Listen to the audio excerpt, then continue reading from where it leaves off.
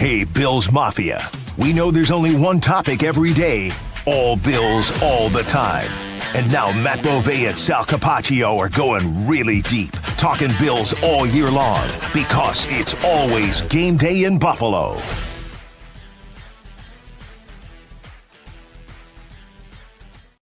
A special edition of It's Always Game Day in Buffalo, Friday before the Bills take on the Carolina Panthers. Sal Capaccio, Matt Bovee. But Matt, before we do that, does the term hot off the press still exist?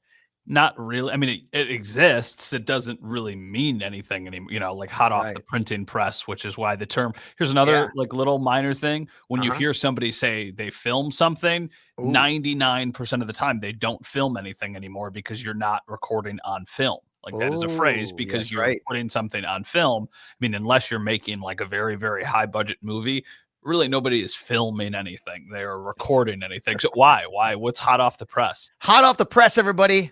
Matt and I are taking the show on the road again. We're going to be at Batavia Downs. I just found out this is all locked in. We're ready to rock and roll. Okay. This is news literally to me. I'm breaking news to you on this show, actually. So are we still doing it the Tuesday before the Texans game? So that's November 18th. I wouldn't change the date on it. You said you were good, so we're all good. Yeah, November 18th off the top of my head. Odyssey and It's Always Game Day in Buffalo and Batavia Downs have worked it out where we are going to be on location at Batavia Downs Tuesday, November 18th in the evening. We'll work out the time, 6, 7 o'clock, whenever Matt Scott doesn't have his TV duties. But we're going to be there that night, and it's going to be an awesome time, man. It's going to be really cool. Yeah, that's awesome. And it's kind of the perfect time, too, because it's another weird part of the schedule where they have a Thursday game, and then they have a mini bye week baked in, and then they've got a game coming up against the Steelers after that. So it's a very critical and crucial part of the schedule to see what this team ultimately is. And, there's a lot of weeks until we get to that point, but it feels like that's another natural point in the season where we can kind of assess where they are, where things are going, and what our takes are, and what we think is going to ultimately happen. We're going to help them promote their tailgate for the game that Thursday night. And there's going to be a whole bunch of stuff going on as well for people to come out to Batavia Downs Hotel and Gaming Casino. 34 Rush, where Thurman Thomas's restaurant is. 34 Rush, if everybody doesn't understand and know. That's his, he's part owner of that, and that's why it's called 34 Rush. So we're going to be out there. Anyway, real quick, again, so everybody can mark their calendars. We'll keep you updated here as we go on. November 18th is a Tuesday night. Matt and I are going to take this show, It's Always Game Day in Buffalo, out to Batavia Downs.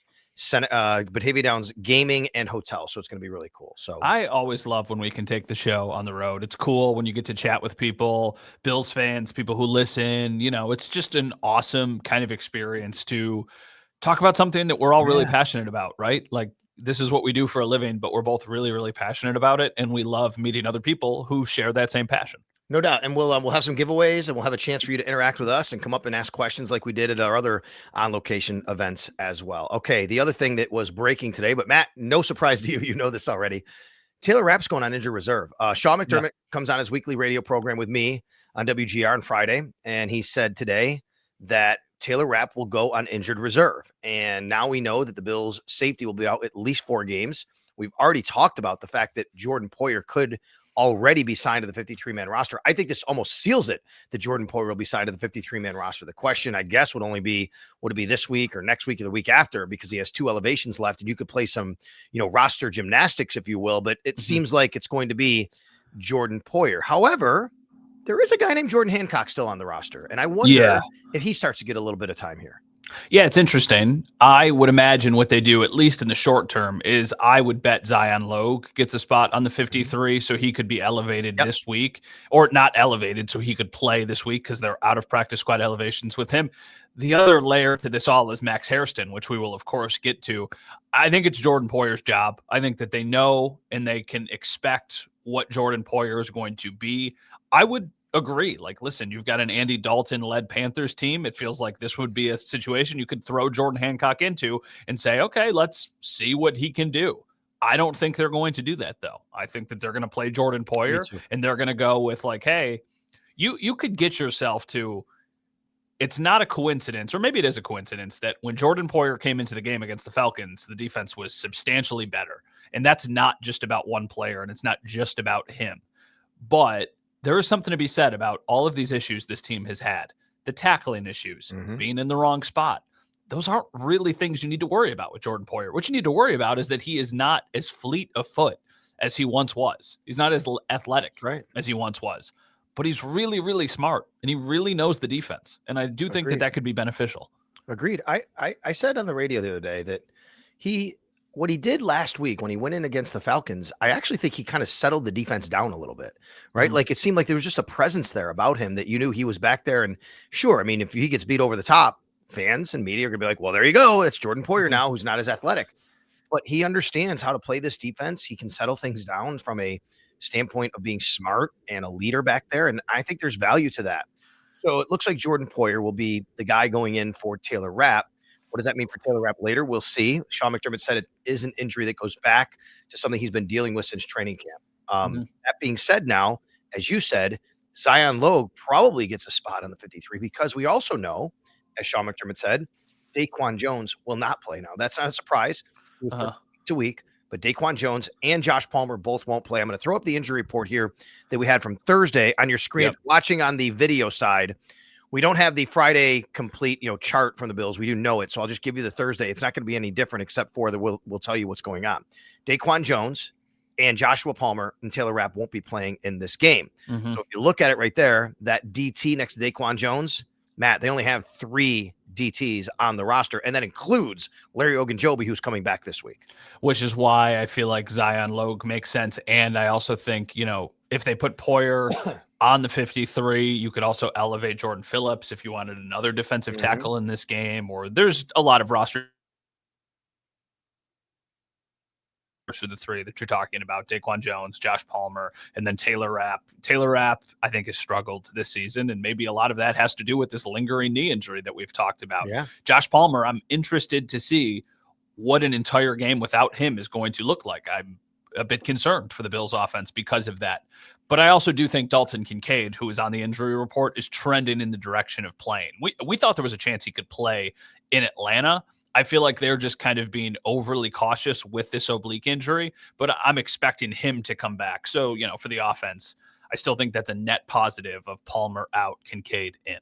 And while we, again, don't have the official, chart here, I can tell you Sean McDermott did say that the only player on this list who is going to play for sure is Samuel. And then when it comes to Milano, Kincaid, and Bernard, they will all be listed as questionable for the game. But I agree with you. It feels more and more like Kincaid's going to play, and the other guys will play as well. Now, I would say, knowing that Curtis Samuel is playing, I would think you're going to have 5 receivers. Elijah Moore and Curtis Samuel will both be active. I think, Matt, it's just one of those guys got to step up. And I think it's got to be Curtis Samuel. Without Josh Palmer, one of these guys got to step up. And to me, yes, we could talk about Keon Coleman all we want as well, but somebody like Curtis Samuel or Elijah Moore has to fill that void and step up as well.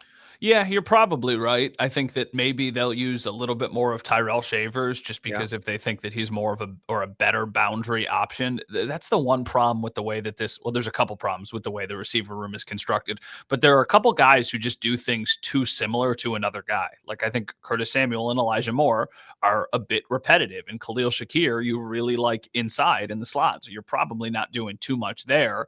And then with Keon, it's, hey, go win outside, but he has not been able to consistently do that. So I don't know who is going to need to step up. I don't know if it has to be Curtis Samuel. Maybe it's Dalton Kincaid. Maybe it's Dawson Knox. Maybe it's a tight end. Maybe this is something my colleague Dom Tibbetts and I talked about yesterday. What happened to all the running backs in the passing game? Like, that has not been a thing that this team has really utilized this year. Yeah, I've been saying that for a couple of weeks. I don't understand. Yeah, Ray Davis had a receiving touchdown against the Falcons, so that was a step in the right direction. I just think about last year, how much they used Ty Johnson in the receiving game, how much they used James Cook in that element of the game. So maybe that's another thing that they are trying to unlock slowly these next couple of weeks.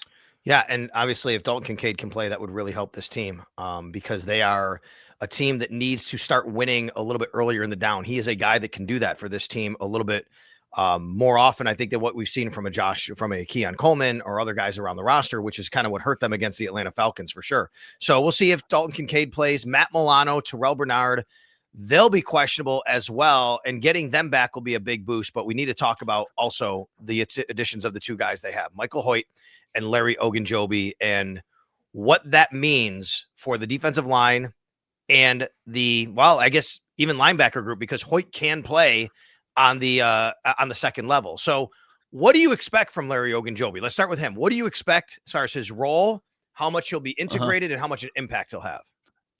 I think he's going to probably play more than we originally anticipated just because of the other injuries that they have at defensive tackle. I don't know what a good guess snap count wise would be or percent. I mean, I would imagine he probably plays 30 to 40% of the snaps they have for the defensive tackle position. Do you feel like you would agree with that? Yeah, probably. I mean, he's got to be a big part of the rotation for sure. Yeah, I mean, I think that the rotation is going to heavily feature him, Ed Oliver, and Deanne Walker. I think that it's almost like with Jordan Phillips in the last game that they played, they elevated him because, that happened before the Daquan injury. I feel like it's going to be those three guys are the main components. And then, I think in like obvious run situations, assuming they add Zion Logue to the 53, he could be somebody who steps into kind of that role. Yeah, for sure. And then I'll go to Michael Hoecht as well. So Michael Hoyt's going to be a big part of the defensive end rotation. I think that what's interesting about this is if you do have him as part of that rotation, how much of the snap share does he get with Joey Bosa and AJ Epinesa and Greg Rousseau? Joey Bosa and Greg Rousseau as the starters, and then AJ Epinesa as well. But you can also put him as a stand-up linebacker. And if the Bills do go to a 3 linebacker set, I would anticipate you're still looking at Bernard and Milano as your 2 main linebackers, first down, second down, third down. But if you go to a heavier package, if the Panthers, who, by the way, don't run a ton of heavy stuff, but if they do go to a heavy personnel and you take Taron Johnson off the field, it's probably Shaq Thompson. But, Matt, I wouldn't rule out the fact that maybe Michael Hoecht could play that role as well because he's actually a guy that can drop in coverage. Yeah, I still feel like if that's the philosophy that you're going to do, you're probably getting more out of Shaq Thompson because I think Shaq Thompson has played well this year. So that's why Hoecht is such an interesting piece. I am considering him right now more of, even though he has the versatility, a pass rushing option for the Bills in a rotational element, kind of like AJ Epinesa, and also somebody that they occasionally kick inside on obvious passing downs. Because I think right now, like if you're telling me the Panthers are in a 3rd and 14, I could see the personnel out there for the Bills being Greg Rousseau, Michael Hoecht, Ed Oliver, and Joey Bosa, and that'd be the rotation. So that's why I think he's going to be more of a defensive lineman, even though he does have that flexibility. Just because I think if you're going to put him back at linebacker, I'd rather have a linebacker playing in that spot than somebody who can do a little bit of everything. Let me ask you this. How about kicking him inside? How much you expect that to happen? That's something Javon Solomon did. And now let's say a 3rd down and 7 situation arises. I could totally see Bosa, Rousseau, Ed Oliver, and Michael Hoecht. I could see that. Yeah. Is our connection freezing? A little bit. I didn't know. It's okay. I sent you a message through our private chat and said, if you want to leave the room and come back, it's fine. It is. You sound good, but it's a little delayed and people watching, it's kind of watching one of those French movies a little bit where your mouth is moving, but I can't really match it up to what you're saying. You know what I mean? Well, it's fun because you asked me what I literally just said prior, and I just don't know if you heard it or if it's super delayed because I was like, oh, I bet Michael Hoecht kicks inside on 3rd and long situations with Greg Rousseau, Joey Bosa, and, Ed Oliver. And then you're like, do you think they would kick him inside? And that's when I was like, I wonder if our connection is not great. I'm sorry. It's a little bit. That's okay. Do you want me to kick? You want me to boot out and then come back in? Just boot out for like a quick 5-6 seconds. I'm going to do a quick promo and then you can go ahead and you come back in and we'll have it. All right. So Matt's going to just leave the studio for a second. My apologies for that. I didn't quite hear him totally. So if I reiterated what he said, my apologies on that. And of course you could subscribe to us on the pod at Sal Sports on YouTube. You can follow me at Sal Sports. You can follow Matt at Matt_Bove. While I'm here, let me remind you, everybody, there is not much time left to sign up for the Buffalo Football Legends Cruise. Make sure you check that out. BuffaloFootballLegends.com. It's me, Thurman Thomas, Steve Tasker, Don Beebe, Butch Roll, Del Rita, 26 shirts. We got Pinto Ron. We're going in May out of Miami, down to the Caribbean, down to the British Virgin Islands. Not a lot of spots left. You got to get on it right now. Matt Bove, he's back in, and you look good. See, you look good, buddy. Your hair looks good. Well, that's good, I guess. Maybe I'm going to blame this on the Wi-Fi. Yeah. I don't really know what's going on. Normally, my Grand Island Wi-Fi, people like to comment that, sometimes I've called my internet provider like 5 times and I still have really no idea what's going on, but I'm not even at home right now. So I guess that maybe it just bad Wi-Fi follows me or something.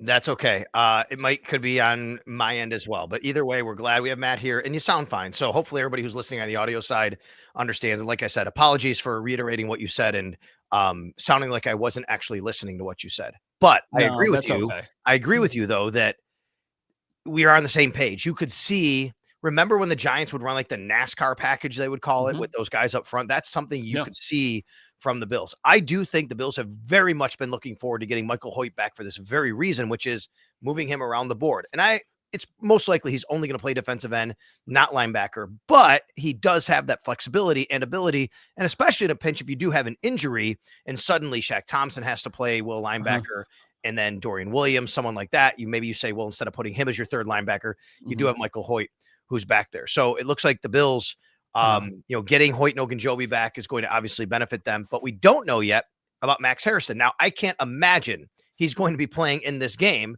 Sean McDermott didn't say he wouldn't be playing him, but he's also not going to say he is or he isn't. And he did, again, reiterate expectations. Let's temper them kind of when he was on the radio with me earlier.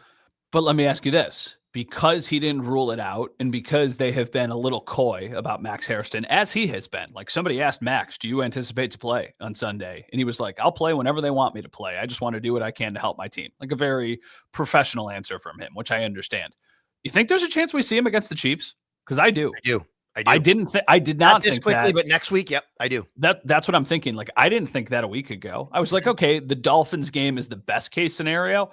I don't feel that way anymore. I feel like this could be a big story. Obviously, we got to get to that point, and who knows what happens between now and then. I don't think Max Harrison is going to play against the Panthers, but I think it might be a little too intriguing to see all the speed Kansas City has and not take your super speedy athletic corner and have him on the roster for something, right? We don't even know exactly what that's going to be, but for some sort of role in that game. Yeah, I agree with that. And I also would say, excuse me, part of the reason would be, it just seems like, do you get the feeling same as I do? I've just felt all week that it seems like there's a bit of a sense of urgency that I haven't seen before, heard before coming out of One Bills Drive this week from Sean McDermott and the way, and Josh Allen, just the way that the team has kind of talked that like, look, we got to do what we got to do. And in fact, say one of the things that underscored it was having McDermott on the radio on Friday. And I asked him specifically, like, can you take us through the process of self-scouting? Like, what do you do? Is it more about what are we doing well and not well? Or is it more about how our team's attacking us and counteracting it? It's a good question. And thank you. And he gave the answer of, well, it's a mix of that, but he also added something I didn't even ask him. He just unpromptedly said personnel. He talked about personnel and like using the right personnel. I'm thinking, boy, like they're really examining like, boy, we got to fix this now. Who's on the field, who isn't? I just feel like that's something, a sense of urgency that gets us to maybe Max Harrison shows up earlier than we thought. Do you think there was anybody in, obviously personnel means a lot of different people. You think that there's anybody in particular that they have been really just kind of disappointed in or thinking they were going to get more out of? Probably safety. And now you have Taylor Rapp on IR. I was going to say, I mean, probably Tre'Davious White. And now you have Max Harrison coming back and you have to wonder, well, what does that look like? But what's your option there? If you want to move on quicker than that, it's just Jamarcus Ingram. So that's not happening. Yeah. I don't think. Yeah, that's interesting. I would agree with both of those because I feel like those are two places. I also think defensive tackle. I think defensive tackle, there was such an emphasis on bolstering that position, and look at what has happened since then. But the problem is you don't have options to change that's what personnel there, right? Yeah, right. I mean, Dwayne Carter was on IR, and then you have the suspension of Ogunjobi and all this other stuff. As much as we both agree that it's Jordan Poyer, I did bring up Jordan Hancock for a reason. After McDermott was done with me, he spoke with some of our colleagues in the local media, and he said they haven't determined who's going to play for Taylor Rapp yet. Now, that could be very much a coach speak. Is there a possibility it's Jordan Hancock, and maybe that's the personnel change? Maybe. I think so. I mean, the one thing that I'll say is that given the circumstance before the bye week with Poyer, it felt like that made more sense for him to come in because they know that he knows the defense. Maybe they used this as the time to crash course Jordan Hancock on, hey, this is everything that we need from you, and this is what we expect. I mean, before the season, we were talking about Jordan Hancock like somebody who is competing for a starting job at safety because there were so many questions with Cole Bishop. I don't think Cole Bishop is going anywhere, but I'll say this. I feel really confident a Jordan is going to be starting at safety. I still think it's going to be Jordan. I think it's going to be Jordan Poyer, but I think that if they don't like what they see from Poyer, it's not like he's still, as we're doing this, on the practice squad. It's not like they owe something to him where it absolutely has to be Jordan Poyer. It could be Jordan Hancock. They probably want it to be Jordan Hancock, because there might be a higher ceiling and it's a much cheaper option in the foreseeable future. Here's part of the roster stuff you have to think about, though. To me, Jordan Poyer almost has to go on the 53 at some point if you plan on Gabe Davis coming back. Because once Gabe Davis starts practicing, he counts on the practice squad. This isn't a 21-day window thing like the active roster. He's on practice squad injured, which is a rare thing, but the Bills are using it. Once he goes on the practice squad, they will have too many veterans on the practice squad. So something would have to happen to Jordan Poyer, and the natural thing to happen would be he goes on the 53. Yeah, or I agree that makes the most sense. They could also part ways with Jordan Phillips or one of those other veterans that are on the practice squad. Yeah. If they feel like, especially if Jordan Phillips has played his elevations, right? If they've already elevated him 3 times, that's what I mean. So there's a couple different things that they could do. I do think Jordan Poyer is going to end up on the 53 at some point. I don't know if that means he absolutely starts the entire remainder of the season. The one thing I'll say, though, going back to the Taylor Rapp stuff, I don't think Taylor Rapp will be a starting safety for this team again this season. I don't. I think the way that the injury happened and the timing of it and the fact that it's been lingering and the fact that the play was trending in the wrong direction, I just think they would need to be really desperate if he came back and immediately just stepped into a starting role. I also think it makes the likelihood that they add a safety substantially higher. I didn't think about that before. I was like, I thought safety would be a position where they would say, our system is so complicated, we don't think we can add somebody in the middle of the season. I don't feel that way anymore just because it's pretty thin there. And if Hancock ain't it, you got something to figure out. I know this is going to not sound great to people. They also have Cam Lewis, who they like, right? That they can play. And I know he's not a natural safety necessarily. I still think it's way less likely than wide receiver. That's number one on my board. Like if they're going to do anything, I think wide receiver is the spot they go to. And we had this report from Jonathan Jones yesterday, CBSSports.com, and then one from Jordan Schultz. Jonathan Jones actually said the Bills are looking into wide receivers. Jordan Schultz said the 2 receivers in New Orleans that we've all talked about, Shaheed and Olave, that there are teams poking around about them. I'm trying to put 2 and 2 together because these are guys we've talked about. But even independent of them, Matt, I do think receivers most likely if they're going to add something. If you were the Bills, would you be more interested in trading a 2nd and a 5th for Chris Olave or a 4th for Rashid Shaheed? I think 2nd and a 5th for Olave. As much as Shaheed is a guy I think can really fit here, take a swing, man. Like this is it. Let's go do it, right? That's the way I look at this. I agree. This isn't a team fighting to make the playoffs for the first time in 17 years anymore. It's a team that's trying to win a Super Bowl. And to me, you do it that way. Otherwise, I'd say Shaheed, although that does appeal to me as well, that Shaheed, hey, just go trade for both of them. See what it costs you. But that's where it is. And then even corner probably is sneaky, but with Max Harrison coming back, you probably don't do, something like that. So I'm going to not, I agree with you. They could add a safety. I just don't think it's somebody who could really come in and play right away for them. We do this thing on our Monday show, Leading the Charge, where we do a panic meter after the losses, and we range it from 1 being not at all concerned to 10 being the sky is falling, overly concerned. And, it's always funny to see the range of panic levels between myself, Howard, and Joe. And, I think for the last couple weeks following these games, we've all been pretty much Howard, is more panicked than the other 2 of us are, which is not a surprise. But I think it's been like, listen, they've played poorly. It's not a surprise that they are losing. My level of panic or concern will be very, very high if they lose this game. If they lose this game for sure. What if they win pretty comfortably? Will you think, everything's fine? I won't think everything's fine because I'll feel they should win this game pretty comfortably. Right. They should. I mean, I agree. That's not a knock on because the Panthers have won a bunch of games in a row. They're better than the Panthers. And they should be. And you can't lose to Andy Dalton. And it's going to be Andy Dalton, it looks like. So, yeah. It's going. No, I mean, it is going to be Andy Dalton. Oh, they already ruled him out? Well, they said Andy Dalton is starting, even though Bryce Young is doubtful. Okay, I got you. I didn't see that before we came on. So, yeah, I won't feel much. If they go and they win this game 30-16, I'll say, okay, good. That's what you were supposed to do. Now I want to see what you can do against some of the tougher opponents coming up, especially Kansas City. I'll say more than anything, just win, right? Yeah. If you could sign up right now for a 24-23 win, you would take it because it is still a win. But my goodness gracious, if they lose this game, I am going to be thinking about if this team can make the playoffs, not if this team can win the Super Bowl.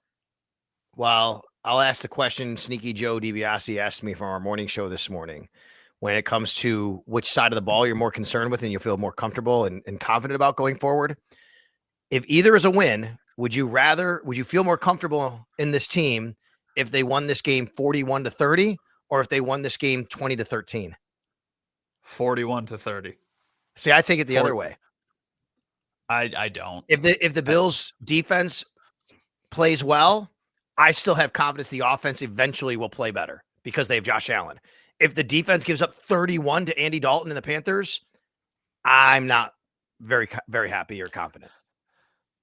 That's fair, but I go back to something that I've said on the pod a lot is I've never thought that this team's success was going to ride on the defense. I think it's always going to be about if their offense could be explosive enough to just outlast other teams. If they next week, we're not getting ahead of ourselves, but next week, I think the way they beat the Chiefs is by outscoring them, not about stopping them or holding them to 30 points or something. So that's why I want to see the offense head in the right direction. I think that that's the meal ticket for this group, and I think that they need the offense to be humming.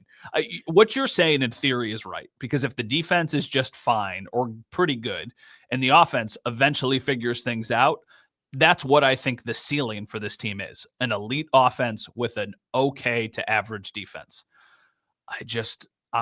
I'm still more concerned about the defense than I am the offense. As a caller then called up, said, why don't they just win 51-3? That would be great. Then we don't have to worry about anything. That would be the best case scenario. All right. It's the weather system we're watching for next week in Kansas City. When you talk about the Chiefs game for this week, looks like good weather for the Bills to take on the Carolina Panthers. Should be about 65 to 70 degrees in Carolina. I know a lot of you are going down there. So it's going to be a very, very big Bills Mafia takeover of the stadium down there in Charlotte, North Carolina. Should be a fun time. And then as soon as the game is over, later that night, at least, Matt and I will come back at you with a post-game pod. We're either talking about the Bills being 5-2 with the Kansas City Chiefs coming to town. We're talking about 4-3 with a chance for them to, and with them dropping 3 in a row and the Kansas City Chiefs coming to town. That would not sound good. And a noticeable hole in the division. Yes. I mean, I don't want to get ahead of myself, but I'm pretty safe to assume that the Patriots will take care of business with their next couple of games that they have. I think their games are pretty easy until they play the Ravens, the Patriots. Yeah, yeah. I mean, and look, I said, though, I do think the Browns, that could be a lower scoring game. The Browns could shut them down on defense. I just don't think the Browns can score enough. That's the problem, right? That's the problem. Yeah. I don't think they can either. I think the Patriots defense is pretty good, and I think the offense has looked really, really good for a couple weeks. So, yeah, we'll see. I mean, the Bills, go win this game and do it convincingly. This should go do what you did against the Jets in week 2. And I think that will ease a lot of people's level of concern. Anything else might make this a really dicey couple weeks here. For our producer, Mike Rabier, thanks a lot for being with us today at Sal Sports, at Matt_Bove. We'll talk to you after the game on Sunday night.